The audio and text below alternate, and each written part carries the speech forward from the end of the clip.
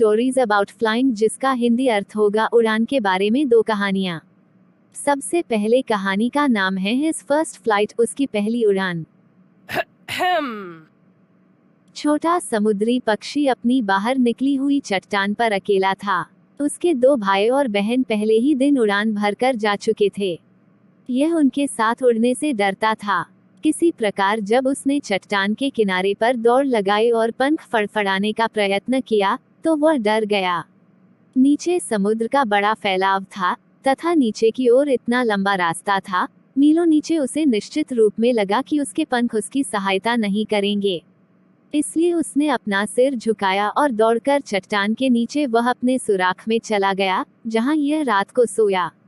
जबकि उसके भाइयों और छोटी बहन के पंख उसके पंखों से छोटे थे। भागकर किनारे तक गए, उन्होंने पंख फड़फड़ाए तथा उड़ गए थे, लेकिन वह डुबकी लगाने का साहस नहीं जुटा सका, जो कि उसे इतना निराशाजनक प्रतीत हो रहा था। उसके माता पिता तेज आवाज में चहचहाते हुए उसे डांटते हुए आए थे। उसे उन्होंने तब तक भूखा रखने की धमकी दी जब तक वह नहीं उड़ेगा, परंतु अपने जीवन को बचाने के लिए वह हिल नहीं सका। ऐसा 24 घंटे पहले हुआ था। तब से कोई उसके पास नहीं आया। एक दिन पहले पूरे दिन भर उसने अपने माता पिता और अपने भाइयों व बहन के साथ उड़ते हुए देखा था।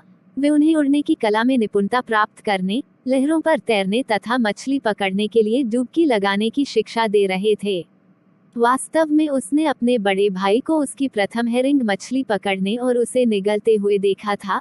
वह एक चट्टान पर खड़ा था, जबकि उसके माता पिता गर्व से कूकते हुए चारों ओर चक्कर लगा रहे थे, और सारी सुबह उसका पूरा परिवार उसकी कायरता की हंसी उड़ाते हुए सामने वाली चट्टान के बीच में चल रहा था।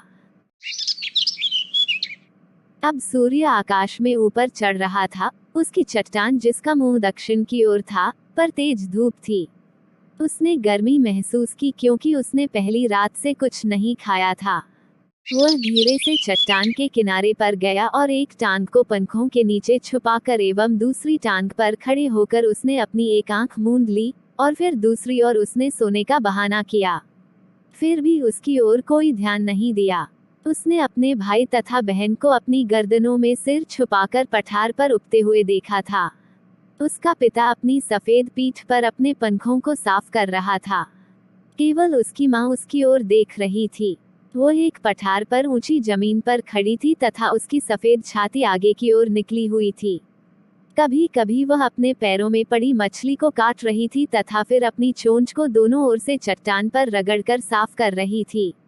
भोजन के दृश्य ने उसे पागल बना दिया था। उसे इस प्रकार से भोजन को काटना कितना पसंद था, चोंच को इस प्रकार रगड़कर तेज करना। गा गा गा, उसने कुछ भोजन अपने लिए लाने की अपनी माँ से प्रार्थना की। ग्वा को लाह व्यंग करते हुए वह उत्तर में चिल्लाई, पर वह दुख से पुकारता रहा तथा 1 या 2 मिनट के पश्चात वह खुशी से चीखा। उसकी माँ ने मछली एक टुकड़ा और उठाया और वह उसकी ओर उड़ी। वह उत्सुकता से आगे झुका और अपने पैरों से चट्टान को पीटा। जैसे ही वह उड़ रही थी, उसके अधिक समीप जाने का प्रयत्न किया, परंतु जब वह उसके बिल्कुल सामने थी, वह रुक गई। उसके पंख गतिहीन थे। उसकी चोंच में मछली का टुकड़ा लगभग बच्चे की पहुंच में था। हैरान होते हुए उसने एक क्षण प्रतीक्षा की कि वह उसके और समीप क्यों नहीं आ रही थी। तब भूख से पागल होकर उसने मछली पर डुबकी लगाई। ऊंची चीख के साथ वह आगे बढ़ा और अंतरिक्ष में नीचे की ओर गिरा। तब एक राक्षसी भय उसमें व्याप्त हो गया और उसका दिल स्थिर हो गया। उसे कुछ भी सुनाई नहीं दिया, लेकिन यह 1 मिनट में समाप्त हो गया। अगले ही क्षण उसने अपने पंखों को फैले हुए महसूस किया। हवा उसकी छाती के महीन बालों से टकराई। तब उसके पेट के नीचे और पंखों के नीचे हवा महसूस की। उसने अपने पंखों के किनारों पर हवा कटती हुए महसूस की। अब वह सिर के बल नहीं गिर रहा था। यह धीरे धीरे नीचे की ओर तथा बाहर की ओर उड़ रहा था। वह अब भयभीत नहीं था। उसका सिर चकराने लगा था। फिर उसने एक बार पंख फड़फड़ाए तथा यह ऊपर की ओर बढ़ गया। गा गा गा, कोला उसकी माँ अपने पंखों से तेज करते हुए गुजरी। उसने माँ को फिर चीख कर उत्तर दिया। फिर उसका पिता चीखते हुए उसके ऊपर से उड़ा। उसने अपने दो भाइयों और बहन को अपने चारों ओर घोड़े की भांति आगे कर तिरछी ऊपर उड़ती हुई तथा नीचे डुबकी लगाते हुए देखा। तब वो पूर्णतया भूल गया कि वह नहीं था तथा वह तेज चीखता हुए आगे की ओर उछलकर ऊपर चढ़ने व डुबकी लगाने लगा। अब वह समुद्र के पास था। ठीक उसके ऊपर से वह उड़ रहा था। उसने विशाल हरा समुद्र अपने नीचे देखा तथा छोटे छोटे टीले उस पर तैर रहे थे और उसने अपनी चोंच को दोनों ओर घुमाया तथा प्रसन्न होकर काय काय करने लगा। उसके माता पिता, उसके भाई और बहन इस हरे फर्श पर उसके आगे बैठे थे। वे उसे चीखते हुए बुला रहे थे। उसने डर से चीखते हुए तथा पंखों को फड़फड़ाते हुए फिर उसने हरे समुद्र पर उठने का प्रयत्न किया। उसके पंख इसमें डूब गए। वह भय से चिल्लाया, चीख मारी और अपने पंखों को फड़फड़ाते हुए फिर से ऊपर उठने का प्रयत्न किया, किंतु वह थका हुआ था तथा भूख से कमजोर था तथा विचित्र अभ्यास से थककर चूर था और वह ऊपर नहीं उठ सका। उसके पांव हरे समुद्र में डूब गए थे। फिर उसके पेट ने उसे हुआ था, वह इससे अधिक नहीं हुआ। उस पर तैर रहा था तथा उसके चारों ओर उसका परिवार चीख रहा था, उसकी प्रशंसा कर रहा था तथा उनकी चोंच डॉग मछली के टुकड़े उसे भेंट कर रहे थे। उसने अपनी पहली उड़ान भर ली थी। यह एक युवा सीगल की कहानी है जो उड़ने से डरता है। सीगल का एक परिवार एक कगार पर रहता था। एक युवा सीगल अकेला रह जाता है क्योंकि वो उड़ने से डरता है। उनमें आत्मविश्वास नहीं था। युवा सीगल के माता पिता युवा सीगल में आत्मविश्वास विकसित करने की बहुत कोशिश करते हैं, लेकिन सब व्यर्थ। इसलिए उन्होंने उसे दंड देने का फैसला किया और उसे किनारे पर अकेला छोड़ दिया और उड़ गए। उन्होंने उसे डांटा, कायरता के लिए ताना मारा और यहाँ तक कि उसे भूखा रहने की धमकी भी दी। वह 24 घंटे भूखा भी रहा, लेकिन फिर भी अपने उड़ान के डर को दूर नहीं कर सका। उसके माता पिता ने उसे डांटा कि अगर वह नहीं उड़ेगा तो वह भूख से मर जाएगा, इसलिए उसने अपनी माँ को पुकारा। वह अपनी चोंच में मछली का एक टुकड़ा लेकर आई और उसके पार उड़ गई और उसके ठीक सामने खड़ी हो गई। उसकी चोंच में मछली का टुकड़ा लगभग सीगल की चोंच के पहुंच के भीतर था। युवा सीगल भूख से पागल था। उसने मछली पर गोता लगाया। अगले ही पल उसने खुद को बाहर अंतरिक्ष में नीचे की ओर गिरते हुए पाया।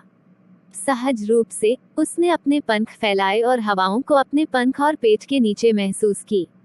वह उड़ रहा था और अब सिर के बल नहीं गिर रहा था। वह ऊपर की ओर उड़ गया और उसका सारा भय दूर हो गया। यह उसके परिवार के लिए खुशी का पल था। उड़ान में सफलता मिलने पर वो खुशी से झूम उठा। दूसरे कहानी का नाम है द ब्लैक एयरप्लेन, काला हवाई जहाज। इस कहानी में लेखक ने बात की है कि कैसे एक पायलट तूफानी बादलों में फंस जाता है। क्या वह पायलट सुरक्षित बच जाता है? उसकी सहायता कौन करता है? इन सभी सवालों का जवाब 2 स्टोरीज अबाउट फ्लाइंग पार्ट 2 यानी द ब्लैक एयरप्लेन में दिया गया है। चंद्रमा मेरे पीछे पूर्व की ओर आ रहा था और मेरे ऊपर निर्मल आकाश में तारे चमक रहे थे। आसमान में बादल नहीं था। मैं सोए हुए ग्रामीण इलाकों से ऊपर अकेला रहकर भी खुश था। मैं अपने पुराने डकोटा हवाई जहाज को फ्रांस के ऊपर से वापस इंग्लैंड ले जा रहा था। मैं अपनी छुट्टी का सपना देख रहा था और अपने परिवार के साथ रहने का इंतजार कर रहा था। मैंने अपनी घड़ी की ओर देखा। समय था प्रातः 3:30 बजे का। मैंने सोचा मुझे शीघ्र ही पेरिस नियंत्रण कक्ष से बात करनी चाहिए। जैसे ही मैंने वायुयान के अगले भाग से आगे देखा, मैंने अपने सामने बड़े शहर का प्रकाश देखा। मैंने रेडियो चलाया तथा कहा, पेरिस नियंत्रण कक्ष डाकोटा DS 088 है क्या? आप मुझे सुन सकते हैं? मैं इंग्लैंड जा रहा हूँ। समाप्त। रेडियो पर आवाज ने उत्तर दिया, DS 088 मैं तुम्हें सुन सकता हूँ। अब तुम्हें 12 डिग्री पश्चिम को मुड़ जाना चाहिए। DS 088 समाप्त। मैंने मानचित्र तथा दिशा सूचक यंत्र को देखा, दूसरा तथा अंतिम ईंधन का टैंक चालू किया तथा डाकोटा की 12 डिग्री पश्चिम इंग्लैंड की ओर मोड़ा। मैं नाश्ते के ठीक समय पहुंच जाऊंगा, मैंने सोचा। एक अच्छा बड़ा अंग्रेजी नाश्ता। सभी कुछ ठीक था, यह एक सरल उड़ान थी। जब मैंने बादल देखे, पेरिस से 150 किलोमीटर मेरे पीछे था। आंधी वाले बादल, वे बहुत बड़े थे। वे मेरे सामने आकाश में खड़े हुए काले पर्वत जैसे प्रतीत हो रहे थे। मैं जानता था कि मैं उनके ऊपर से नहीं उड़ सकता था, तथा उत्तर या दक्षिण की ओर बादलों का चक्कर लगाने का पर्याप्त ईंधन मेरे पास नहीं था। मुझे पेरिस लौटना चाहिए, मैंने सोचा, पर मैं घर जाना चाहता था। मुझे वह नाश्ता चाहिए था। मैं जोखिम उठाऊंगा, मैंने सोचा, तथा उस पुराने डाकोटा को सीधे आंधी में उठाया।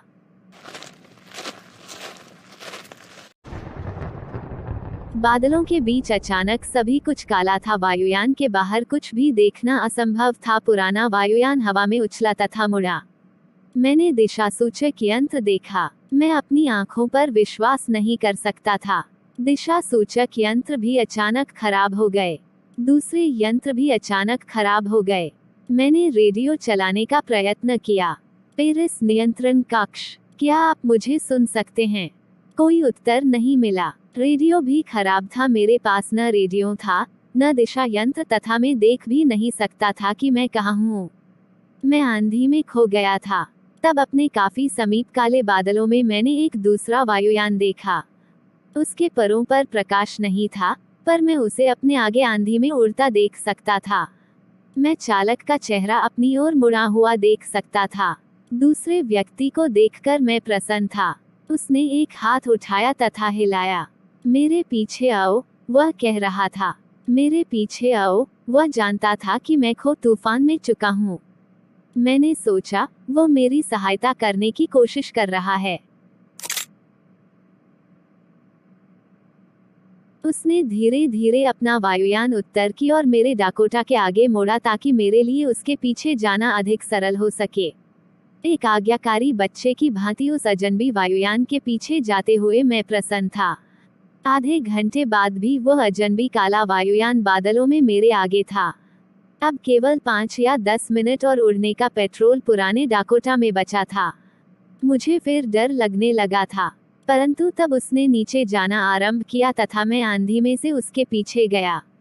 अचानक मैं बादलों से बाहर आया तथा मैंने अपने आगे प्रकाश की 2 लंबी कतारें देखी। यह उड़ान पट्टी थी, एक हवाई अड्डा। मैं सुरक्षित था। मैं काले बादलों में अपने मित्र को ढूंढने के लिए मुड़ा, पर आकाश खाली था। काला हवाई जहाज जा चुका था। मुझे वो कहीं दिखाई नहीं दिया। मैं नीचे उतरा तथा नियंत्रण कक्ष के पास पुराने डाकोटा से बाहर चलने का मुझे अफसोस नहीं था। मैं नियंत्रण केंद्र गया तथा मैंने एक स्त्री से पूछा कि मैं कहाँ था तथा दूसरा यान चालक कौन था। मैं उसे धन्यवाद करना चाहता था। उसने से मेरी ओर विचित्रता से देखा था, तब वो हंस दी। दूसरा वायुयान, इस आंधी में ऊपर। आज रात कोई दूसरा वायुयान नहीं उड़ रहा था। केवल आपका वायुयान ही मुझे रडार पर दिखाई दिया। इसलिए किसने मुझे वहां पर बिना दिशा सूचक यंत्र या रेडियो तथा टैंक में और अधिक ईंधन न होते हुए भी पहुंचने में सहायता की थी? उस काले अजनबी वायुयान में बिना प्रकाश के उड़ने वाला वायुयान चालक कौन था? वीडियो देखने के लिए धन्यवाद।